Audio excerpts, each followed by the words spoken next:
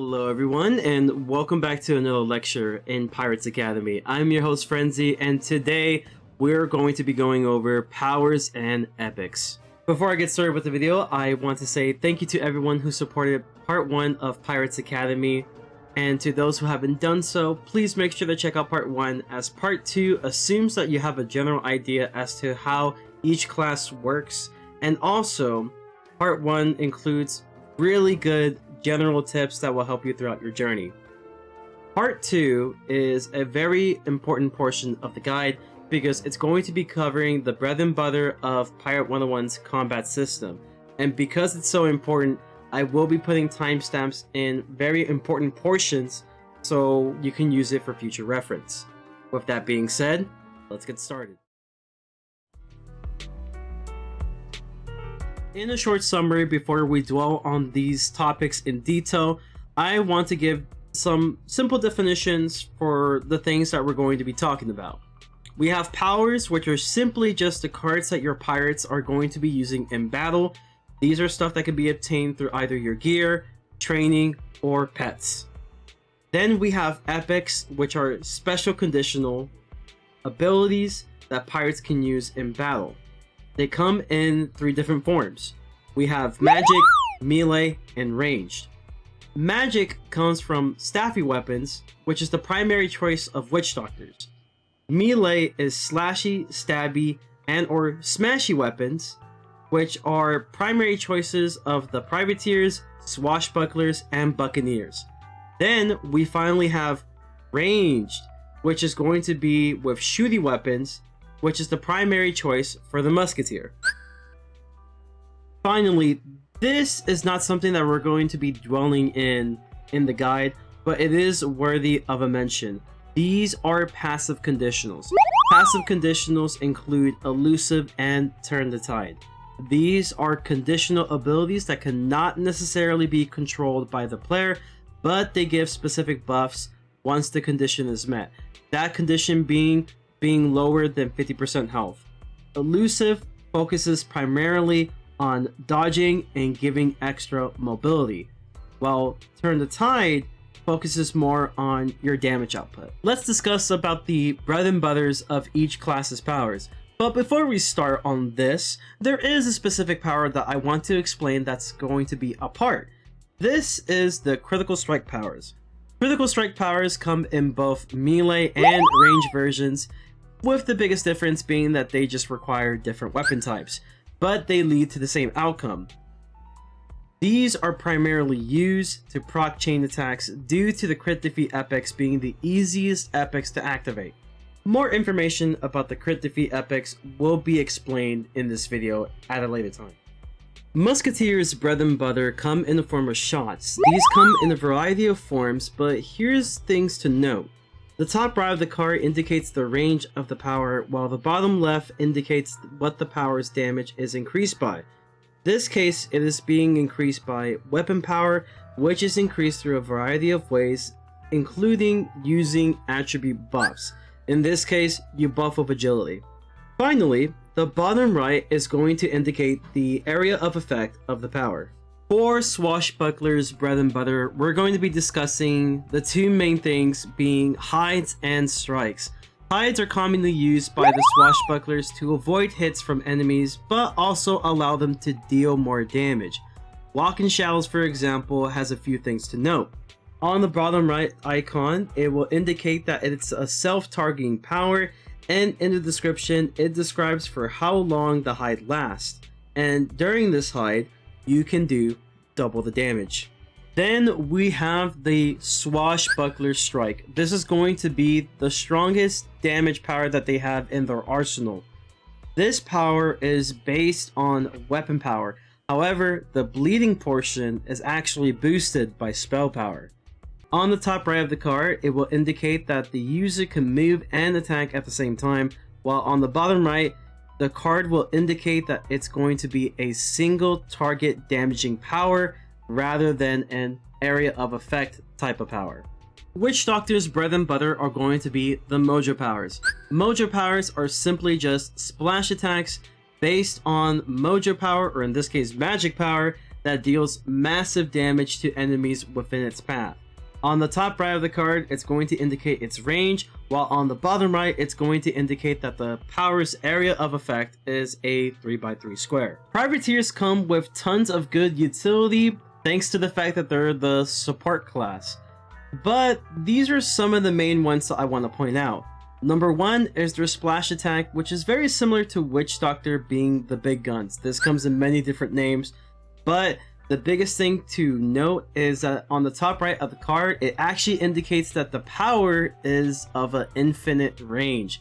This card works very similar to the Mojo power, with the exception being that it applies physical damage rather than magic damage, and also some of these splash attacks in Privateers can potentially add some fire traps in the open squares. The second thing that I want to point out in Privateer powers are going to be their defensive powers.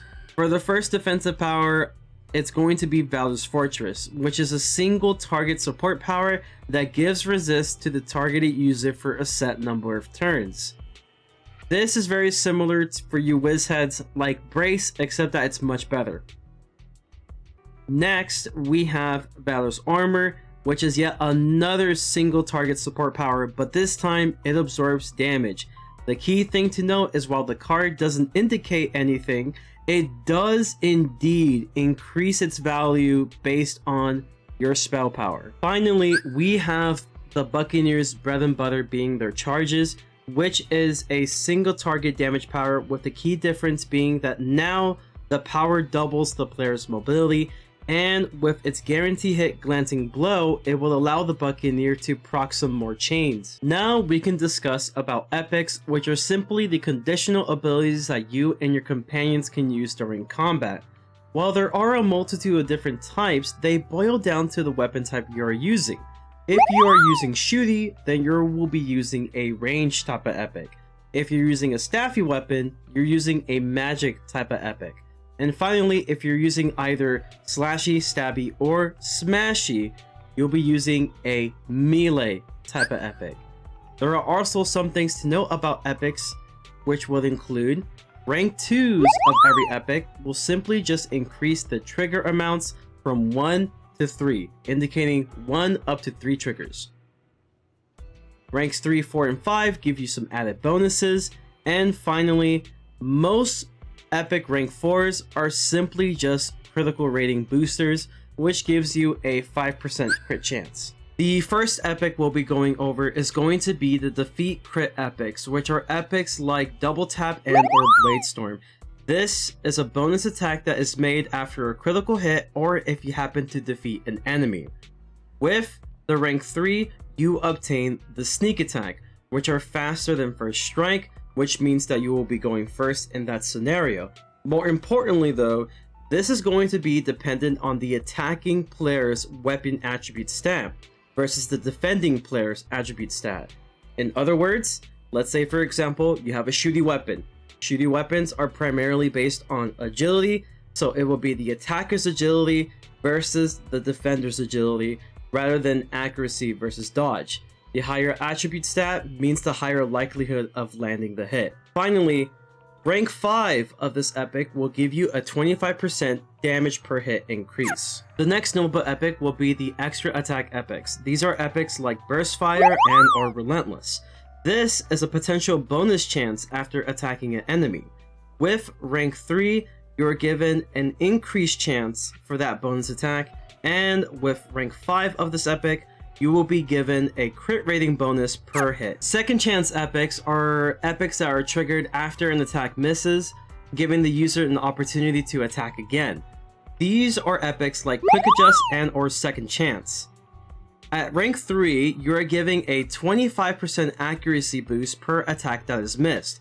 And in rank 5, you are giving a crit rating bonus per activation. The next notable epic will be the Dodge epics. Dodge epics are bonus attacks that are activated after an enemy misses, and it's going to be based on weapon type. For example, we have Return Fire for range type attacks, Counterspell for magic type attacks, and Repose for melee type attacks. With rank 3s of this epic, you will be given increased dodge stat per dodge, and in rank 5 you will be given crit rating per activation. The next type of epics is going to be turn interruption epics. This is an attack that is done before the enemies hit you, and it will be based on the weapon type. For range attacks we have quick draw, for magic attacks we have intuition, and for melee attacks we have first strike. With the rank 3 of this epic, we are able to spot sneak attackers. In other words, enemies that attack you with a hide not only get their hide removed, but also it will deal an additional 25% extra damage. And for rank 5, that additional damage is going to be increased to 50%. Next epic will be the retreating epics. This is an epic that is a bonus attack after an enemy disengages. In rank 3, you are given now a 35% chance to immobilize fleeing enemies, with rank 5 increasing that chance to 50% chance to immobilize fleeing enemies. The next notable epic will be the crowd control epics. This is a bonus attack that is made when an enemy moves within range. With the rank 3 of this type of epic, you will have a reduced accuracy to enemies by 50%. With rank 5, however, not only do you get that reduced accuracy being given, but you will be able to knock back the enemy 1 square space. Flanking is a pretty niche epic that not many people go for, but it can have its uses. Simply put it, flanking makes a bonus attack when attacking an enemy across from another ally.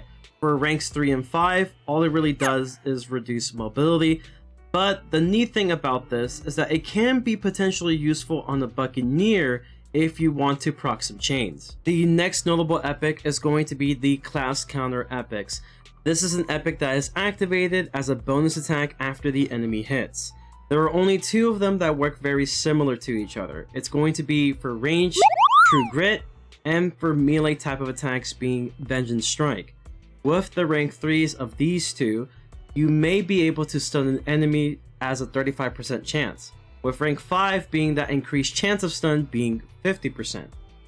Witchdoctors, which is going to be the magic based attack, have a little bit of a different epic that they can learn, being Witch Hunter, which reduces the incoming magical damage by 50%. With the rank 3, you are able to increase that magic resistance stat, with rank 5 being able to potentially remove buffs from the enemy. The final notable epic is going to be Hold the Line. This is an epic that immobilizes enemies that move into range. With the rank 3 of this epic, you are able to reduce the dodge of the enemies by 50%. With rank 4, you gain 25% extra dodge, and in rank 5, now you are given an increased dodge percentage of 50%. And with that concludes our session in part 2 of Pirates Academy. I hope you found this video very informative, and if you happen to have any questions, let me know in the comments down below. I am very open to being able to help you out as much as possible with information. As always, if you liked the video, make sure to leave a like, subscribe if you haven't, join the Frenzy Familia as we are going to be going over part 3 of the Pirates Academy very soon.